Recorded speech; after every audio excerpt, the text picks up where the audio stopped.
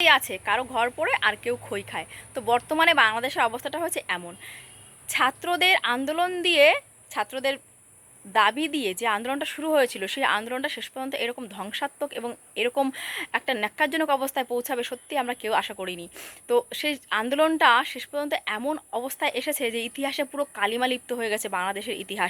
বাংলাদেশের ইতিহাস সত্যি কালিমা লিপ্ত হয়ে গেছে। আর আজকে যারা ফেসবুকে বড় বড় করে পোস্ট দিচ্ছে স্বাধীনতা অর্জন করেছিল, মানে বাংলাদেশ স্বাধীনতা অর্জন করেছে, তো আমি বলতে চাইছি এটা কোন ধরনের স্বাধীনতা? যে স্বাধীনতা দেশের একজন বয়স্ক ভদ্রমহিলা, আমি মেনে নিলাম তিনি প্রধানমন্ত্রী না, মেনে নিলাম একটা সাধারণ মানুষ, সাধারণ নাগরিক, সাধারণ মহিলা, তো যে স্বাধীনতা একটা মহিলার অন্তর্বাস নিয়ে নোংরাভাবে সেটাকে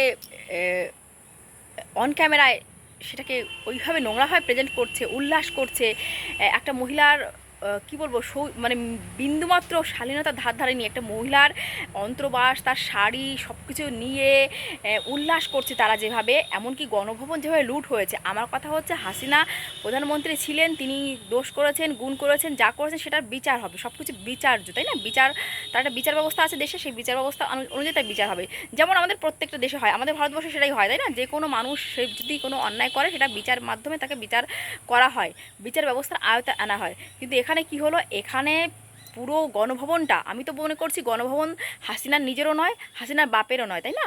এটা দেশের সম্পত্তি, রাষ্ট্র সম্পত্তি গণভবন। আর সেই গণভবনের গণভবনের কি বলবো, টেবিল চেয়ার না, গণভবনের পায়খানার ওই স্ল্যাবটাও নিয়ে গেছে, কমোড না, পায়খানার ওই প্যান্টটা, সেটা পর্যন্ত এরা চুরি করে নিয়ে যাচ্ছে। হায় রে ভগবান, এরা সত্যি কি আজকে ছাত্ররা নিজেদের কি বলবো, নিজেদের গালে নিজেরা থাপ্পড় মারছে যে আমরা এই জন্যে গেছিলাম আন্দোলন করতে। মানে কি পরিস্থিতি, মানে গণভবনে একটা জিনিস, বিস্কুটের কৌটার বিস্কুট থেকে শুরু করে হাঁস মুরগি গরু ছাগল কিছু বাদ যায়নি রে বাবা। মানে আমি সত্যি অবাক হয়ে যাই, এরা কি ছাত্র? আর এরা ছাত্রদের নাম করে এসব কি করছে? আসলে কিছু মানুষ সুযোগ সন্ধানী থাকে, তারা এই সুযোগে হিন্দুদের ওপর যে আক্রোশ, সংখ্যালঘুদের ওপর যে আক্রোশ, সেটা তারা মিটিয়ে নিচ্ছে। আর এই চেষ্টা এরা অনেক দিন আগে থেকে করছিল। এই যে সংখ্যালঘু মানুষের উপর আক্রমণ, এটা কিন্তু কি বলবো, এটা একদিনের কোনো আক্রোশ নয়, এরা দীর্ঘদিন ধরে কিন্তু এভাবে বাংলাদেশে টর্চার করে গেছে। এবং হাসিনা সরকার থাকার সময় এটা সেটা সুযোগ পায়নি। আজকে অনেক রকম কথা হচ্ছে, আয়না ভবন, আরও কত কত কত কথা হচ্ছে, কি প্রমাণ আছে যে সেইগুলো সত্যি কথা? আর এই যে যে মানুষগুলো আজকে জেল থেকে জঙ্গিরা ছাড়া পেয়ে যাচ্ছে, আজকে মানে কি বলবো, একটা রাষ্ট্র সম্পত্তি তার ভেঙে চুরে সরকারি প্রপার্টিগুলোকে যেভাবে আগুন ধরিয়ে দিচ্ছে, মানে এইটাকে সত্যি ছাত্ররা চেয়েছিল? আমার প্রশ্ন হচ্ছে, ছাত্ররা কি এইটাই চেয়েছিল? তো আমার কথা হচ্ছে যে ছাত্ররা যে আন্দোলনটা শুরু করেছিল, তার পেছনে এই মানুষগুলো নিজেরা ফায়দা নেবে বলে কিন্তু এরা পেছনে পেছনে ওত পেতেছিল। আজকে সুযোগ বুঝেছে, সুযোগ বুঝে আজকে এইরকমভাবে অরাজকতার মানে সৃষ্টি করেছে। আমার মনে হয় না বাংলাদেশে কোনো মানে সব মানুষই এর সঙ্গে জড়িত, আমি সেটা মনে করি না। দেখো, সব জায়গাতে কিছু মানুষ থাকে যারা পুরো ব্যাপারটাকে ঘেঁটে দেওয়ার চেষ্টা করে, যারা সুযোগ নিয়ে সুযোগের সদ্ব্যবহার করে, যারা সুযোগ নিয়ে জিনিসটাকে নষ্ট করে দেয়। আমার তো মনে হয় ছাত্রদের মাঝখানে কিছু সুবিধা লোভী, স্বার্থলোভী, ক্ষমতালোভী মানুষ, তারা কিন্তু ছাত্রদের মধ্যে লুকিয়ে থেকে আজকে এই জিনিসটা করেছে, বাংলাদেশে অরাজকতা সৃষ্টি করেছে এবং নিজেরা ক্ষমতা দখল করার জন্য এটা করেছে।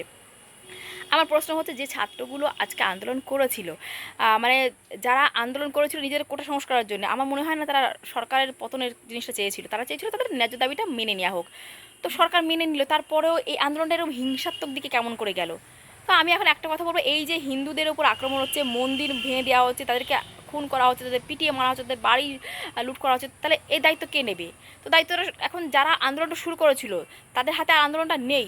আমার তো মনে হয় আবার নতুন করে ছাত্রদের আন্দোলন করা উচিত, যে এই যে অরাজকতা চলছে দেশের মধ্যে, এটা কি চলছে? এটাতে তো বাংলাদেশের ভাবমূর্তি নষ্ট হচ্ছে।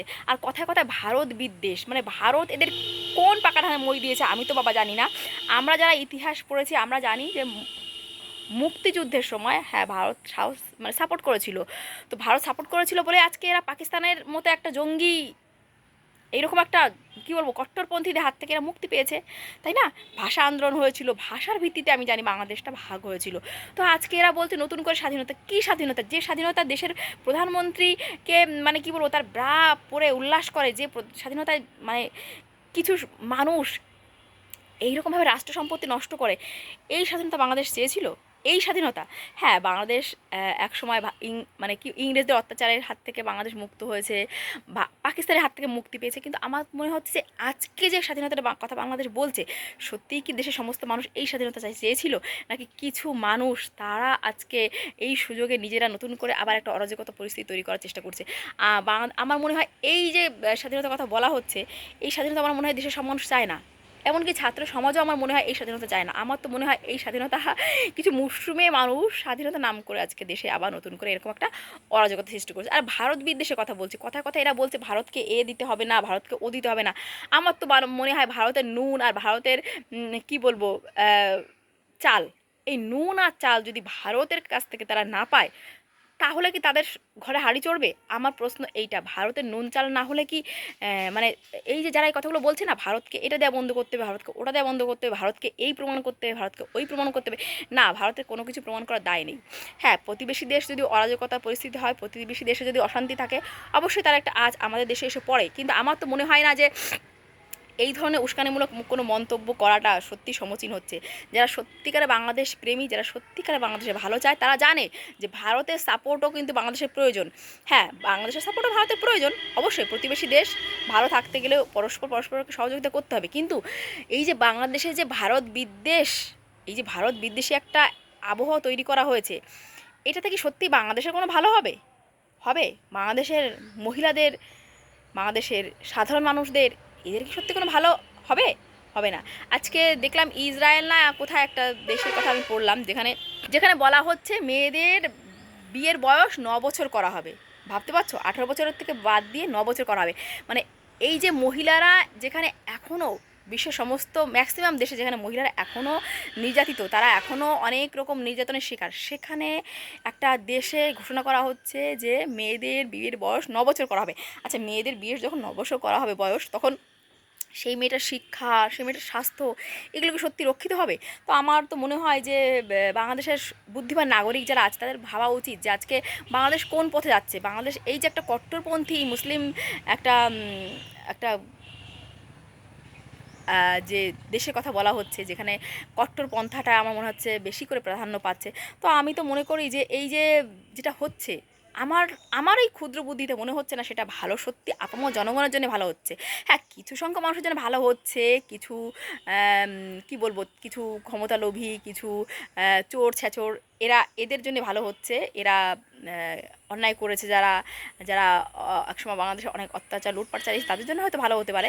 কিন্তু সত্যি আপামর জনগণ কি সত্যি সেই সেই এই এই স্বাধীনতা চেয়েছিল, যে যেখানে সংখ্যালঘু মানুষদের উপর অত্যাচার করা হবে, যেখানে মানুষকে তার ন্যায্য বিচার না করেই তাকে কি বলবো তার শাস্তি দেওয়া হবে, এইটা কি ন্যায্য বাংলাদেশ? এটা কি সত্যিকারের বাংলাদেশ?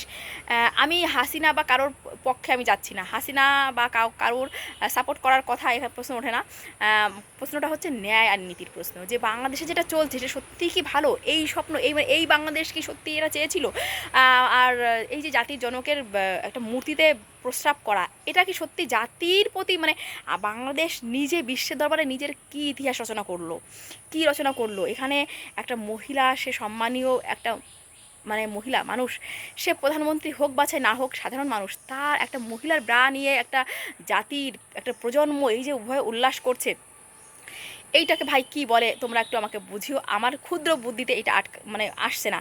আমার তো মনে হচ্ছে বাংলাদেশে অরাজকতা শুরু হলো, আর এই যে বোকামি ছাত্ররা নিজেদের আন্দোলনটাকে এইভাবে যে অন্যের হাতে আর দিয়ে দিল, আমার তো মনে হয় বাংলাদেশের ছাত্রদের আরও বেশি আন্দোলন করতে হবে ভবিষ্যতে।